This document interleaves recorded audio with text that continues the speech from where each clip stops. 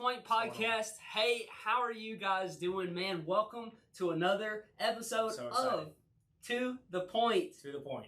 With Pastor Easy. We're going to try to get to the point. And I'm your host, Let's Colton. not take too much time, huh? Oh, let's not take too much time. We're going to get to the point. Man, I love this. You know, this whole thing came from me wanting to add value to people, to really challenge people, to encourage people outside of a Sunday service. So when people see Pastor Easy, they see you up jumping with the bass guitar, right? That's Just right. going in, like bro. I love watching you worship, bro.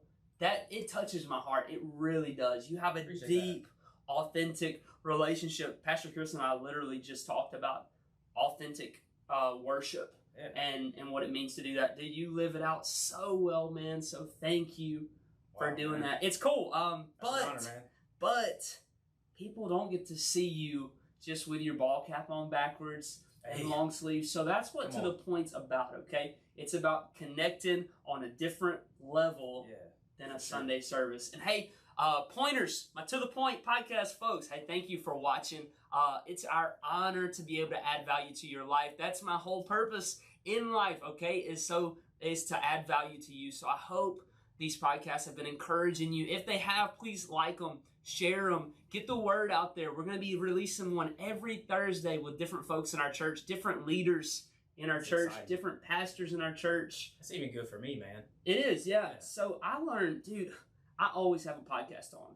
And whenever COVID happened, man, it kind of just turned our world upside down. So I listened to all of these great leaders talk about the pandemic and what they had to do.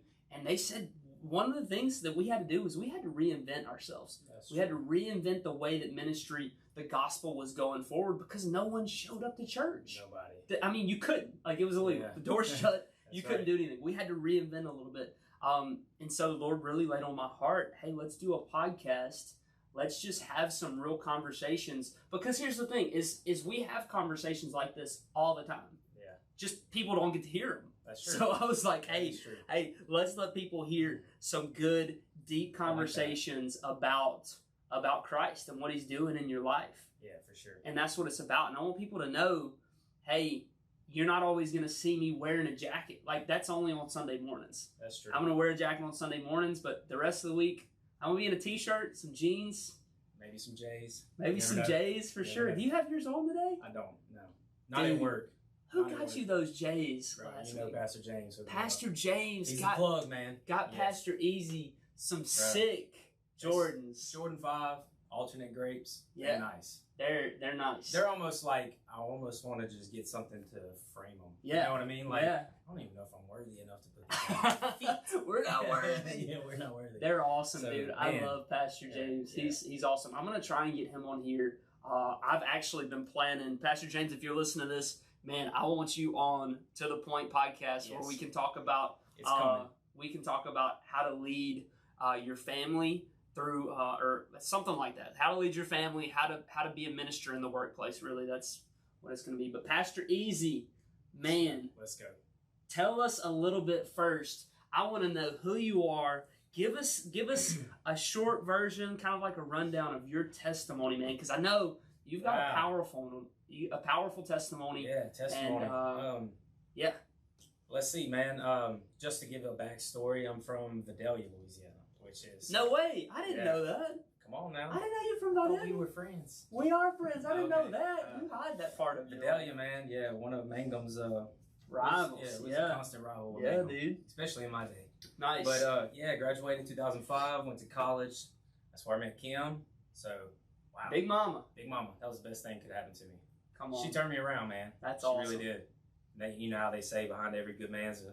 Yep. She's a great woman. That's a living testimony. Boom. Perfect.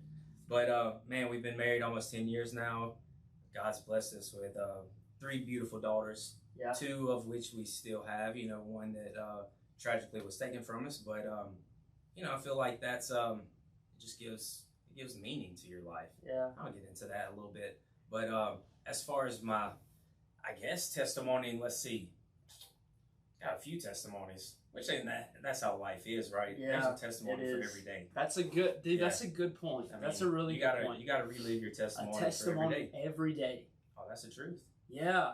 I've never heard that. If you survived the day, then that's a testimony, correct? That's good. So for sure. Hey, real quick, do we sometimes miss the little things that God does in our life because we don't go back over our day?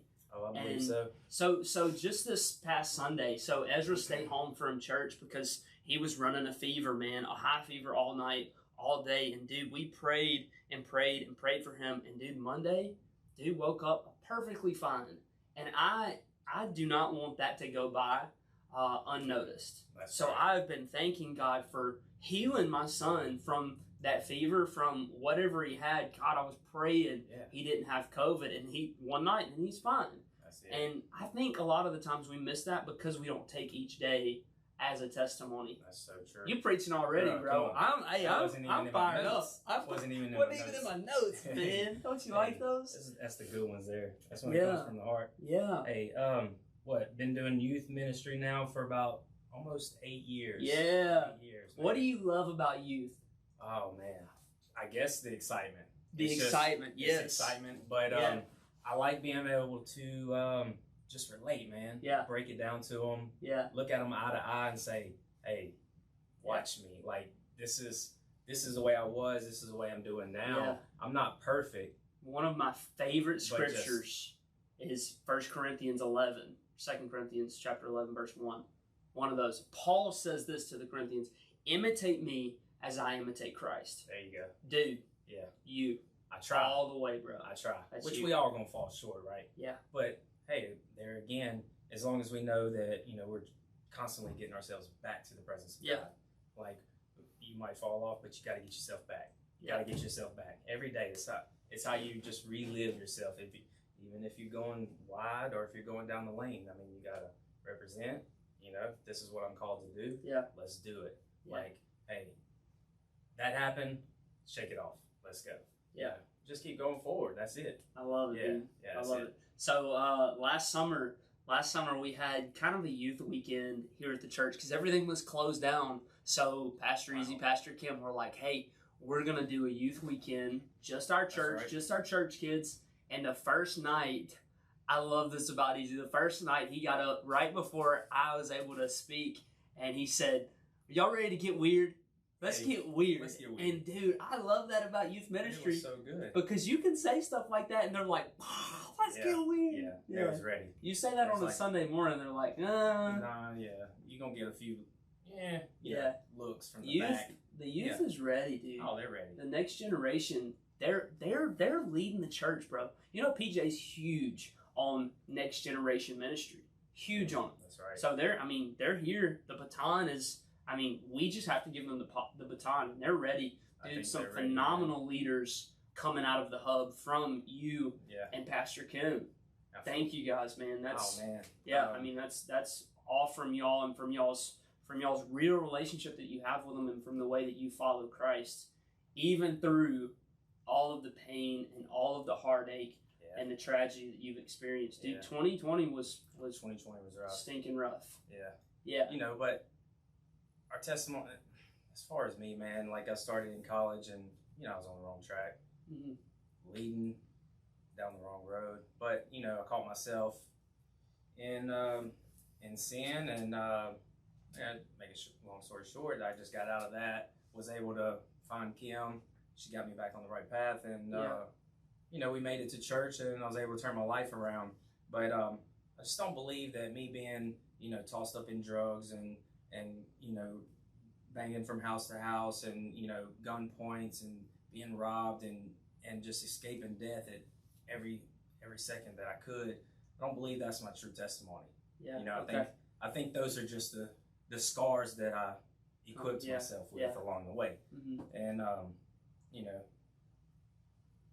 we get to this point in life and it doesn't always seem like the devil comes harder at the ones that try to do the most work. And of course I understand what the devil's doing because he thinks if we've got potential to, reach out to someone, then hey, if I can catch him, then it'd be like a pyramid effect. I'm gonna be able to umbrella around a bunch of people instead of having to go after a whole crowd.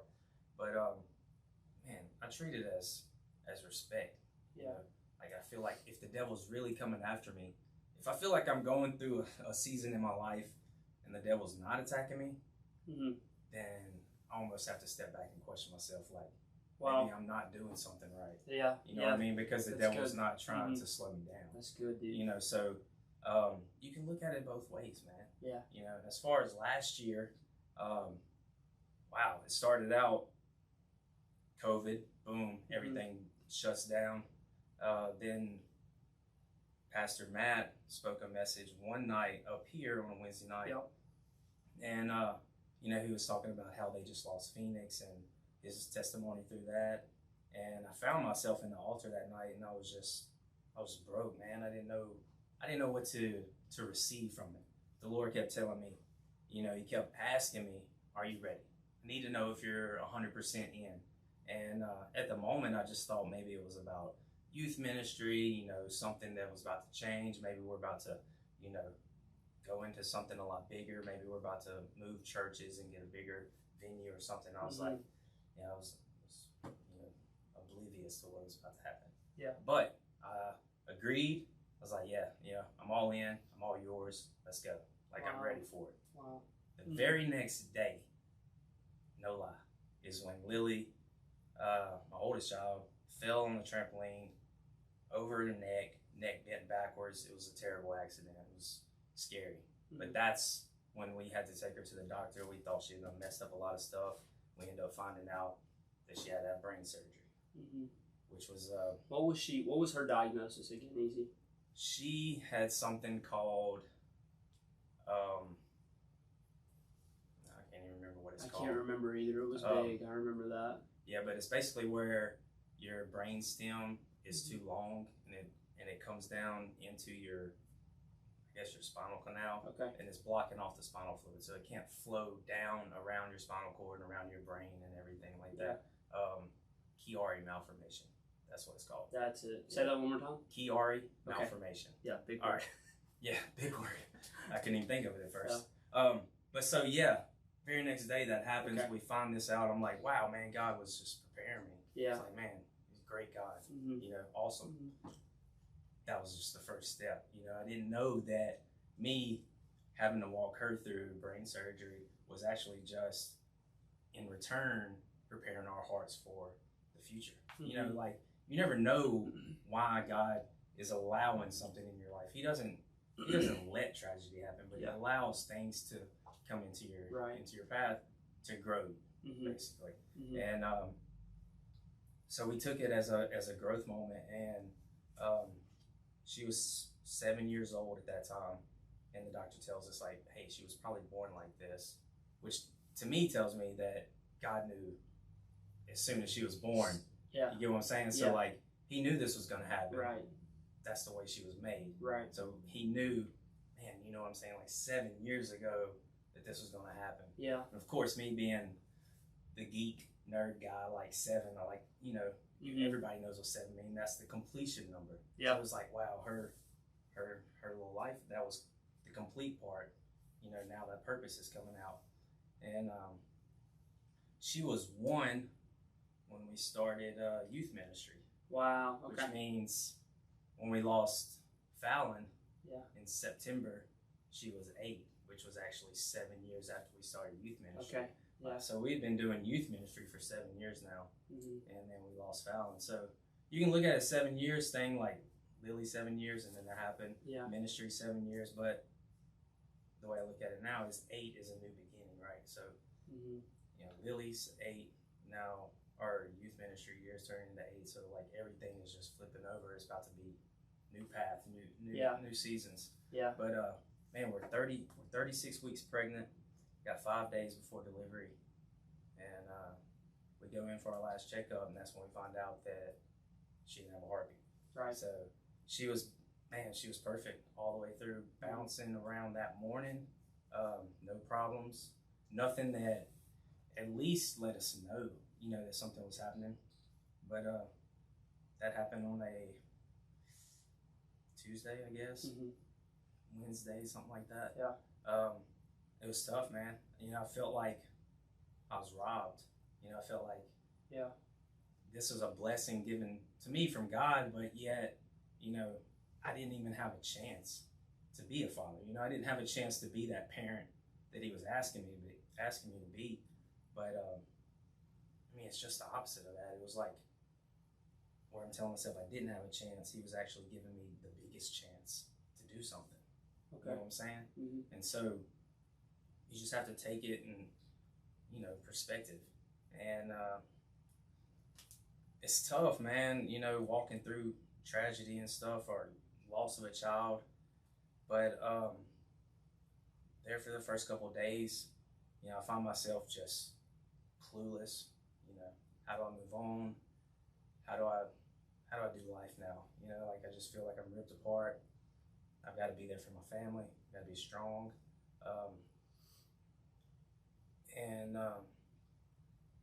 For the most part, I was telling myself I was getting up out of bed in the mornings, and I'd sit on the edge of the bed, and I'm just, you know, just asking myself, like, what's it worth? Like, what am I doing getting out of bed right now?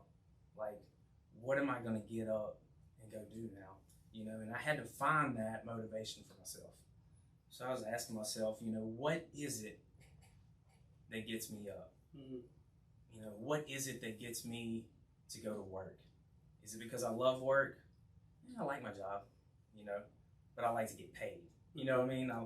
I don't go to work. Would I still go to work if I didn't get paid for it? You know what I'm saying? Yeah. Probably not. Yeah. Probably not. But there's a motivation there. So, like, you go to work because you like to get paid. Yeah. All right. Or whatever else you get. You know, you pray only when you sin. You know, do I worship only because I'm on the worship team? You know, right. Or only because I play bass? No. You know, that's not the only reasons why I do that. So, I was trying to find that motivation for me, and like, you know, what is it that gets me motivated? What is it that gets me up out of bed? And I asked myself, you know, as far as death, like, everyone looks at death as being something that takes life away from you.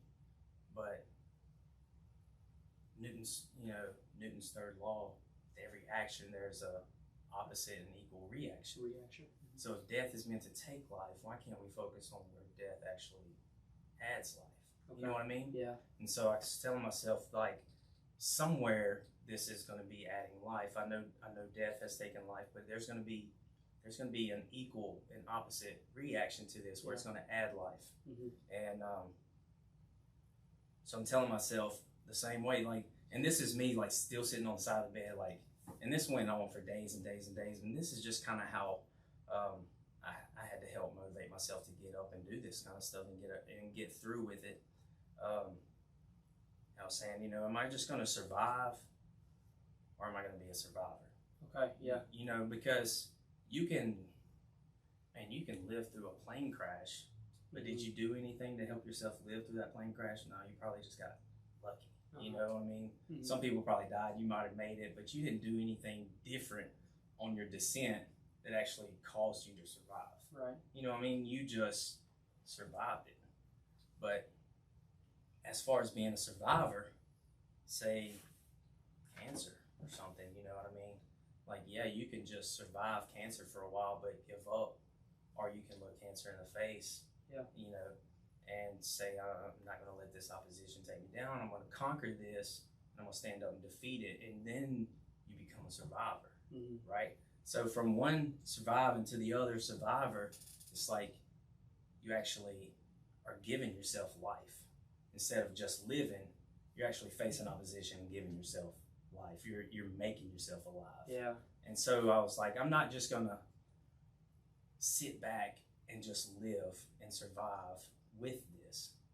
I'm not just going to live life with this tragedy, you know, or through this tragedy, but I'm going to keep living with this tragedy. Okay, like, yeah. Just because, and it's one thing to move on, or you can actually move forward. That's good. So you know, you can have something happen in your life. Are you just going to move on? Well, I was going to tell myself that no, I'm going to take what I've got and move forward with it.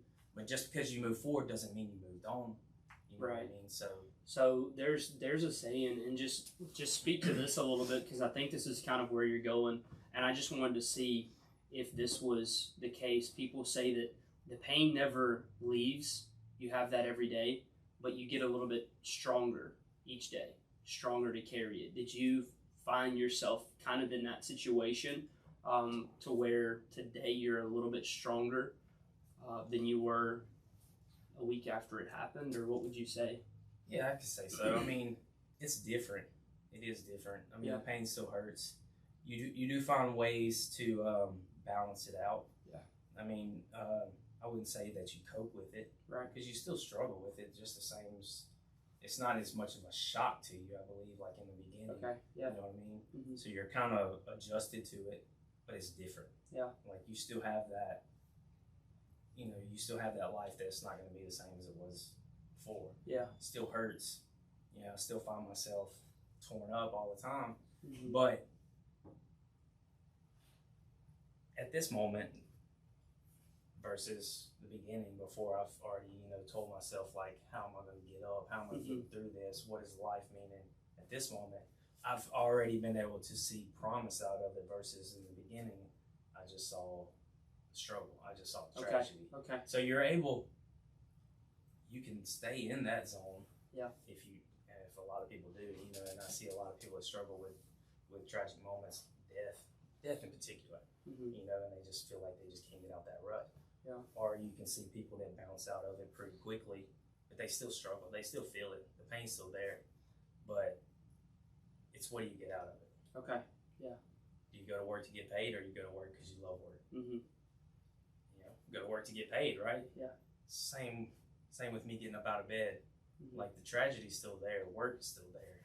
So I get up because I like to get what I get out of it. Right. You know what I'm saying? Mm-hmm. And that's talking to people, that's building hope in other people. Yeah. Being a living testimony. Right. Whatever my purpose is, it hasn't completely, mm-hmm. been released to me. Mm-hmm. But I know that there is a purpose.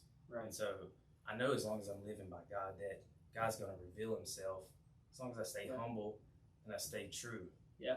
And so and we talked a little bit when everything happened about Fallon's purpose and about how her purpose still today lives on through your testimony, through Kim's testimony, through things like this. Have you kind of thought about the purpose of your little baby girl a little more since, I'm sure you have, since all of that's happened, and what would you say you feel like her purpose has been through all of this? So as far as her purpose, think about death. People can react to death differently. Yeah. So some people can be at peace with it. Some people can be torn to pieces. Me, I kind of felt a rush of both of them, at the same time. Because I felt like, she didn't have to be to this world. She didn't have to take a breath here. She didn't feel pain here. She definitely didn't have to be raised in this world, which is not the world that we all want to be living in. Yeah. But she also, at the same time, is tearing me apart because I do want her here. You know what I'm saying? So I was feeling both of those rushes, but as far as our human nature, man, we ask, like, what if? Like, what could have I done differently? Yeah. What if I did have a chance? Or initially, like, I was asking myself these questions, but I knew she had a purpose. I just didn't see it yet. I needed it to be revealed to me. She was still alive, just like all of us, man. Right. We're just a vessel. That's right. Our bodies are going to die. Yeah. We're going to perish. Mm-hmm. But our life still has meaning. It still has purpose. Right. Mm-hmm. Whether we're 180 years old or whether we never even take a single breath, mm-hmm. right? We still have an impact. We still have a purpose. Yeah. And as far as her life, it's almost like a notary stamp versus like a footprint in the sand. Okay. Like a footprint is there, you see it. Like, you don't need this notary stamp anymore, and you don't need the foot anymore, but you can still see both imprints. Yeah. But the footprint is depressed down in there, which can be filled up, and over time it kind of wears away. Whereas an imprint is actually like raised up. Yeah. Therefore, it's not easily covered up. That's good. Mm-hmm. It's kind of more official. Yeah. And that's where I found myself saying, like, okay, I'm seeing her purpose now living through me because it's being raised up in me, you know, and so like I have to live this life out for her, you know, purpose to be, you know, evident. Yeah. And as far as her purpose, man, I'll get into it in a second, but I don't really want to. I'll show you. You're good, dude. I'll tell you what I'm talking about in a second. Yeah. I don't want to say it too early, but there's a song, the Elevation Worship, and it was right after the funeral that this song was pretty big, Sea of Victory. Yeah. You know? Mm-hmm. And so that part in the bridge, it says, you take what the enemy meant for evil, you turn it for good. Pretty popular verse as is anyways. Yeah. And it was just like a promise to us through this whole time, this struggle that we were having. And we kept hearing that song, we kept hearing that, you know, even our kids were singing it and everything. And so I dug into it a little bit and started studying it, and got it right here. I'm just going to read it. It says, Joseph said, "Do not be afraid, for am I in the place of God?" And I feel like that's like, you could just stop right there. It's a great spot. First, you got to check yourself. Yeah. Am I living by God's word? Like, am I still in the presence of God? And that goes back to like what we were saying earlier. You know, you got to relive that testimony every day. Right. You got to get back to the presence of God.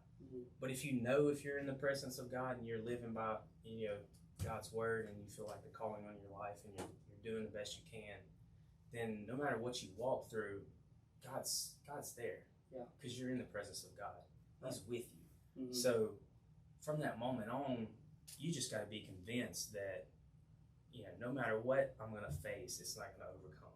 You know, I've still got the victory.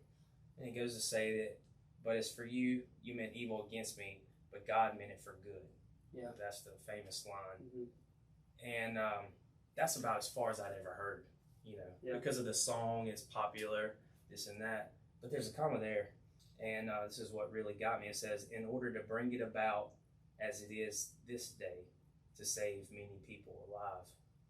And so that's what really struck me. Wow. Is because here I am today, this day. Yeah. And it says, you know, what the evil meant, which is past tense, against you, but God meant it for good in order to bring it about as it is today. Yeah. So what happened in the past had to happen so that God could be glorified today.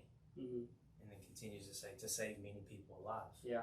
So what her purpose was, what the devil thought he was stealing away from her, is actually being brought up today to save people that are still alive. That's so good, dude. Yeah, that's so good. And I remember even at her funeral, and then because people saw the way that you and Kim responded to everything, and they saw that your faith was a firm foundation, founded on the Word of God, founded on Christ, because people saw the way that you lived your life through that tragedy, they gave their life. That's true. And that was, I mean, that lines up perfect with that. Yeah. And if everything had not happened, I wonder, would those people really know Christ today? Because there were handfuls of people that gave their heart to the Lord, that started coming to Gracepointe because of everything, because of the tragedy that you went through. Yeah. You know, I look at myself as, I'm just a father who lost a child. You know, as far as the rest of my days, youth pastor or worship team or just worship or praying with my kids, like all that other stuff is just life to me. Yeah. You know, that's the same, you know, yesterday, or it's going to be the same in, you know, a couple of years. Like, that's just my life. So as far as when I'm in that moment, the only thing that struck me is that, wow, I just lost my child. Yeah. All this other stuff is just day-to-day stuff that I always do anyways.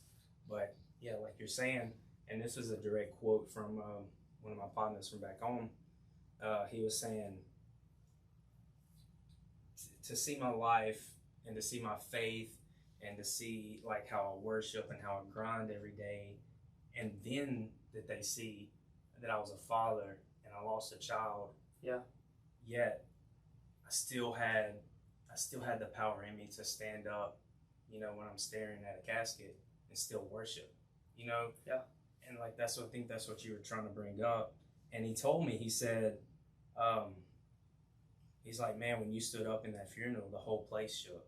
Yeah. And since that day, I've seen him and the guy that was with him, one of his best friends that was right next to him, they were both here today, that day, have both baptized their oldest child since that day, you know? And so, yeah, I gotta feel like it made a difference in their life for sure, you know? But you never know how people are looking at you, you know what I mean? But as for me, I'm always gonna stand up and worship. Right. You know what I'm saying? So at that moment, that's good, dude. I wasn't doing anything different. That's so good, man. Yeah. Just because I'm at a funeral, you know what I mean? Where I lost my child, I'm still gonna worship the same way. Yeah. I always worship. Yeah. Now it wasn't a song where I was jumping up and down on the bass, obviously, but you know, I still gave honor. And gosh, dude, that's so powerful, man. That's so powerful. I know you asked me. You was gonna ask me a question about leading in public versus private. Yeah, let's just hang on 1 second, because, dude, what you just said, like, gosh, man, that might be one of the most powerful things I've ever heard in my life. Was that you were able to worship even in the darkest, deepest, toughest time of your life. You were able to stand there and worship God. And Job said, God gives and God takes away. That's what he said. And you were able to do that, bro. That's right. Never gonna forget it, dude. Hey, isn't Paul and Silas in the middle of the night, and when they're praising and their walls break down? Yep. So Yep. You never know, man. Yeah. You know what I mean? Man, that's so good. I hope if you're listening, gosh, I hope you're getting this like I'm getting this. Hey, I hope I'm getting it across. No, dude, like you are, bro. You are, man. Sometimes. And we love you for being here and for sharing this, dude, and just for being real, man. Thank you so much. I know it's growing my faith for sure, and I know it's touching people out there too. But yeah, my other question for you was how was it when you had to lead your wife and two girls through that crisis, through that tragedy? What did it look like, one, in public, and then what did it look like behind closed doors at your house in private? How were you able to continue to lead them? That's tough, you know, because just like with any walk you have with your faith, you should be consistent in both. Right. You know, right. Because in all honesty, there's no private with Jesus. Like, he's got you. That's good. He sees you right. So you should be consistent across the board, whether you're leading your family or it's just you riding solo. Yeah. You know, but from a viewpoint of what we're dealing with at this moment, you know, losing a child, I feel like there can be a difference. You know, there is to an extent. Like, don't get me wrong. Like I'm saying, it's got to be consistent across the board for sure. But some of the best advice that I got right after the funeral, it was from Pastor Marcus, and I remember. Yeah,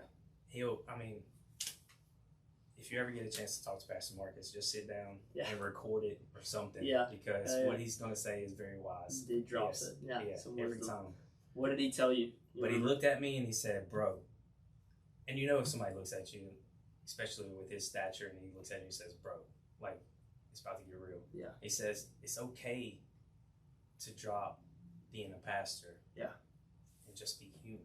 Yeah. Like, just be real. He says it's supposed to hurt. Mm-hmm. Like, you're supposed to mourn. You're supposed to cry. You know, stop being this pastor and just be a father and be a husband. And he's like, because sometimes you don't always need to be strong for your family. Because sometimes if you're trying to be too strong, then what you're doing is standing out in front of them, or you're standing over them. Okay. When really they just want you to be with them, so that they don't feel like they're alone through this moment. Mm. And it was just a relief, man. Like when he told me that, I felt like, you're right. You know, I just need to take a breath. I need to sit down with my family, and I just need to get through this. And so yeah, I felt like, you know, I'm trying to hold this role as how the public looks at me, when all in honesty, I need to turn around and see how I'm looked at in the private, which I'm still the same person as far as my faith and how I walk. But he's like, man, you just need to stop doing what you're doing and turn around and like hug your kids, you know what I mean? Yeah. And turn around and be with your wife. You know, stop trying to be the person that lifts everybody else up. Like, you know, you're supposed to hurt. It's supposed to hurt, but you can't get stuck there. Yeah. That's where I feel like my testimony comes out of that. You know. Yeah. He also said, if somebody wants to help you, man, like let them help you. Yeah. Let them help you. They wouldn't ask you if they didn't want to. Right. You know what I mean? They wouldn't offer it if they genuinely didn't want to help you. And it was a relief, man. It was just a lot of weight off my shoulders at that moment. Yeah. And it helped. So tell me about what was the difference in having a church family in that moment, who was praying for you guys and lifting you guys up. What was the difference had you not been in church, had you not been involved, been a Christian? How would that have affected you differently if everything were to have happened? Yeah, I've thought about that before, and I just don't know that I could have handled it. Yeah. You know, because you think you have a church family that's there for you, and you always expect them to be, I guess. But you never know until you actually meet them. Yeah. If they're really going to be there for you.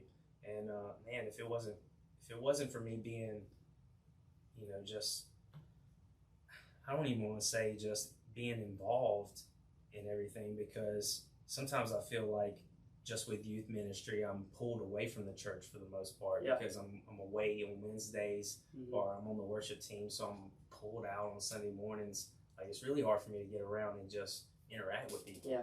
Unless they hang out for 30 minutes after church, and I'm like, hey, I made it down, I'm good, let's go.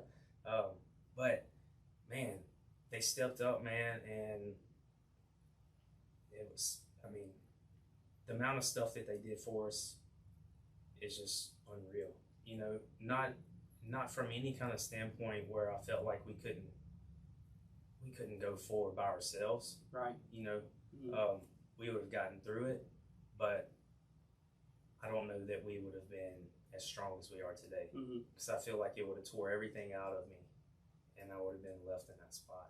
Wow. But therefore, I did have a family that not only was there for me, but they took the load for me. Yeah. You know, they picked me up, but they also took all the weight off of me and carried it for them. Wow. You know, so that I didn't have to worry about the struggle of being a youth pastor. You know, the struggle of what the public was viewing me as. Yeah. But they let me be that person in private, you know, that husband, that father. And they let me, you know, get through that with my family. And yeah, if I didn't have a church family, I told Kim this before, I said, I don't know that we would have been strong enough to stay together. You know, because I don't know that, nothing against her or our relationship. I feel like we have a great relationship, but I really feel like it would have been too much for us to handle. Yeah. You know what I mean? Yeah. Because it's a lot. And you think the church family is just there to support you, you know, just to pray for you and stuff like that, but it's not true, man. They'll pick you up, but they'll carry that weight for you, and they'll get you through it. It's been an amazing journey. Yeah. That's good. So what would be, and this is kind of the last question, unless you have anything else, man, what would be the one thing that you've learned through all of this that you would like to leave with somebody who may be in a similar circumstance, or they may have had something like this in the past and still haven't been able to move forward, like you talked about, difference in moving on and just moving on and moving forward? What would be a piece of advice if you could tell them today, what do you think? So as far as Jesus goes, it's not his past that made Jesus who he was, as far as being the one who's walking around claiming to be a Messiah, or the one that was, doing miracles or changing water to wine and doing all these, healings and things. Mm-hmm. That's not what made him the Messiah. That's not what made him any different than all the other false prophets and all the other crazy lunatics or whatever that was running around that nobody ever gave any effort to. Right. He could have been just like any of those running around saying that stuff. I mean, multiple people died on a cross, but what made Jesus different was when he rose. That's right. Yep. So when he got up, so it wasn't his past that defined him, but it was his scars. When he went to his disciples after he got up, it was his scars that proved his identity. That actually gave meaning to his life, that actually gave promise, it gave hope, and it gave the disciples, the true identity of why Jesus was there and like why his purpose was fixing to, become evident. Yeah. And so I feel like that's what I want to tell the person, in the third chair that's listening. Maybe they're walking through some tragic moment, maybe they're dealing with something in life, that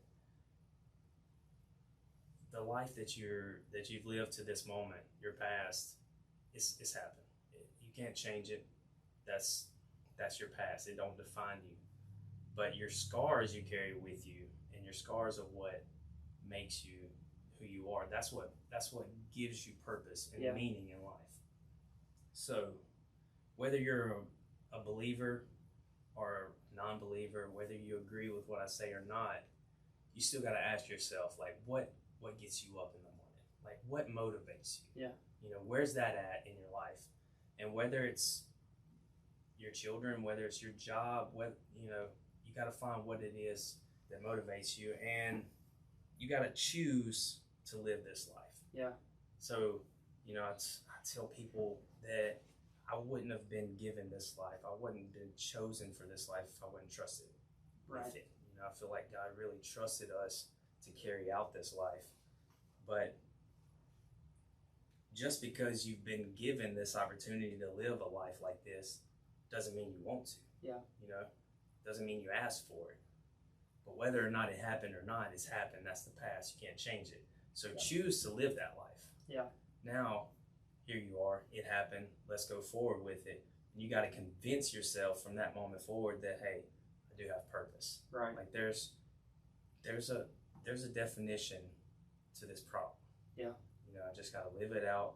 I got to keep bringing myself back to the presence of God, asking myself, make sure I'm still living that day to day, and then go forward with it, just to make sure I keep telling myself, like, there is purpose here. Like, we're going to do this. But regardless of what you see around you, what your goggles are telling you, like, you got to just overlook those and say, yeah, I just lost my child, but my life has meaning. My life has purpose. Right. Her life had purpose. That's right. And so still does. Yeah. And so I got to convince myself that, hey, let's do this. Yeah. Like, I'm all in. Yeah. And you're not out of the fight.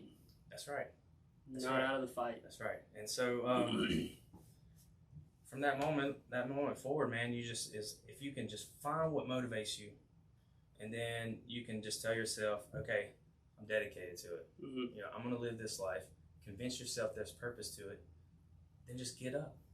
Like, that's it. Yeah. And like, if you have scars, that's good. That just means you're still alive, right? That just means that you are a survivor. Like, that you are making forward. But you got to move forward. Yeah. You can't sit back and think, what if? You can't sit back and just sit in the rut. It's like, pity me, this happened. Yeah. Because you're not moving forward. You're not getting up. You're still stuck. And I feel like that's where a lot of people, they get lost, man, because it's like hitting the snooze button. Like, you just woke up and hit the snooze button, then you went back to sleep. But then we find out that pain endures for the night and joy comes in the morning. So why are we still snoozing? You know what I mean? Good. Yeah. Why are you still snoozing when joy's in the morning? Like, you got to get up. Yeah. And I feel that's where I was at, man. I was getting stuck in that night season, and I kept snoozing. Yeah. And going back to the night season, I kept snoozing and going back to the night season. And then 9 minutes later, snooze again. You know, I'm still in the night season when if you just get up, like there's joy ahead of you in the morning. If you can just find it. Yeah. You know. That's good, man. But if you don't get up, man, like that's the same with Jesus. He wouldn't have been any different either. He would have just been like everybody else. Yeah. Everybody else that walked through tragic life. Everybody else that lost their mother or lost, you know, a brother or something. If you just stay in that night season, man, there's no joy coming your way. Like, you got to get up and move forward. And because you move forward doesn't mean you move on away from it. Like, don't say that, you know, like, oh, I can't believe that. Like, it just happened that long ago and he's already moving on. Like, no, that's not moving on. That's moving forward. Yeah. So there's just a huge difference there. Yeah. If you can find what motivates you, and if you can choose to live that life. Yeah. I feel like those are probably the main things. It happened, but you gotta choose it for yourself. That's good. It's been chosen for you, but you gotta tell yourself, okay, I would choose this life too. Yeah. Because I know that there's a promise out of it. And through that funeral, man, like we talked about with my partners, and there's been people that still come to this church today. Right. Yeah. Yep. You know, bringing their kids. I think Lily is bringing like 10 kids on this youth trip with her. Like, she is. It's crazy, man. Yeah. You know, and as far as another purpose on her life, you know, I feel like it's opened up eyes to Lily in particular. Not taking any credit away from you. Thank you, by the way. Oh, no, dude. No. It's not. Yeah, it's not me. Dude, walking her through those steps, though, that was a huge accomplishment for me. But, you know, I feel like her witnessing this moment is giving her a step forward where she had to look back and say, you know, maybe this stuff is real. Yeah. You know, and it got her, I guess, familiar with the afterlife, you know, that you know, familiar with God being real, you know, and seeing that death is real. Yeah. And yeah, man, what, I don't know, a month ago or so, she was baptized. So a month ago. It's crazy, man. So, you know, I give credit. It was awesome. As far as Fallon, you know, just opening in that pathway, man. You know what I mean? So, and she was 8 when that happened. So when she got baptized, so yeah, there you go again. Like 7 years later. 7 years, man. Like new beginning. So now she's 8. This is her new beginning. Yeah. And that's good. Yeah. So here we are in our 8th year of ministry, and it's a new beginning. Yeah. You know what I'm saying? So where I feel like I hit rock bottom and I'm torn apart. Yeah. It's just a new beginning for myself. And I got to choose that for myself because it's been chosen. And when Joseph talked this, you know, at the end of Genesis, it was right before he died, which means it was at the end of his life. And not to get in detail about his life, but it was terrible too. Yeah. And at the very end of it is when he realized that everything the devil was trying to do, God meant for good. Yeah. But where we're lucky is that we already know what the Bible says. Like we already know how the story ends. Yep. So we already know that we're victorious. Yep. Whatever the devil's trying to do against us, we already know where we're headed and what's promised for us. So yeah, man. If there's people out there that, man, if they're hearing this and they don't believe, they're not saved, like I feel like this would be an opportunity for them to just to think about life in a different perspective. Right. Because life isn't promised any more than we are given today. That's right. Yeah. So that's really good. And if you're watching this today, don't take it for granted. And if for some reason you don't know Christ, you don't know Jesus as the Lord of your life, you haven't accepted that free gift of salvation, look, we're praying for you. If you have questions, that's fine. Text us, let us know, call the church, come by, I'll talk to you. If you want to accept Christ as your Lord and your Savior, you can message the church.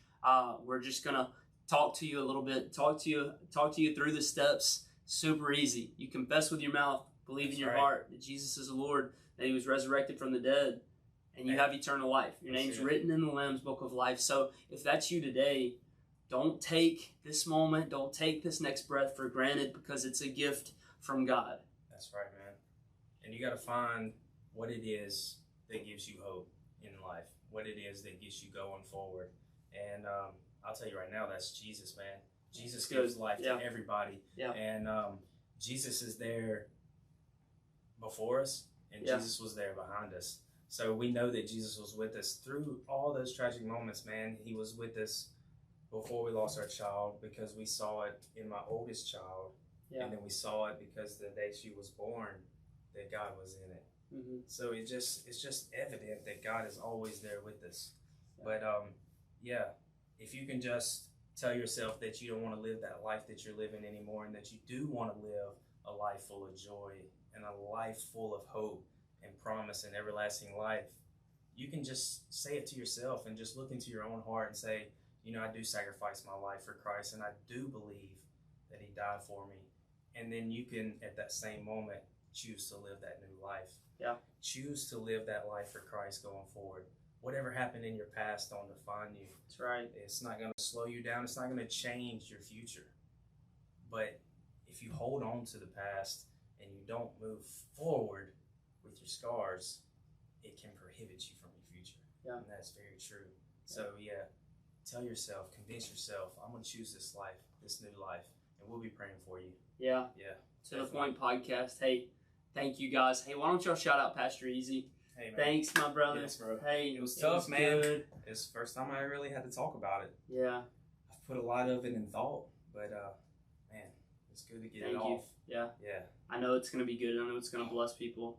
Thank you guys for watching. Hey, tune in next Thursday. Like, share, comment. If you have questions, you can email them at podcast@mygracepointe.tv. If you have tough questions, shoot us an email. We'll go over them in a podcast. We hope to see you guys next week. God bless you. We love you. Yes. Love y'all.